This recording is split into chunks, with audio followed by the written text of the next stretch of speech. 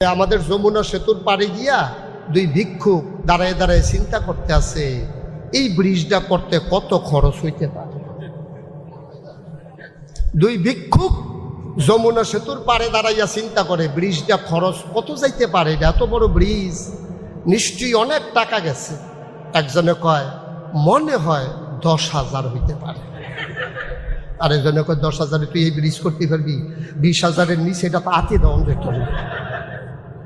ভিক্ষুকের যে আন্দাজ, তো ভিক্ষুক তো ভিক্ষুকের নজরে দেখে, ভিক্ষুক তো আপনার ইঞ্জিনিয়ারের নজরে দেখে না, ভিক্ষুক তো আর ইঞ্জিনিয়ার না। ভিক্ষুক জানে না এখানে কয় টন রড ইউজ হয়েছে, কত মিলি রড ইউজ হয়েছে, সিমেন্ট কত 100,000 বস্তা গিয়েছে, কংক্রিট কেমন গিয়েছে, পাথরের ঢালাই হয়েছে, এটার ভিতরে কেমন করে সেন্টারিং করা হয়েছে, পানির নিচে কেমন করে কাজ করা লাগে, এটা ভিক্ষুকের আন্দাজ নাই।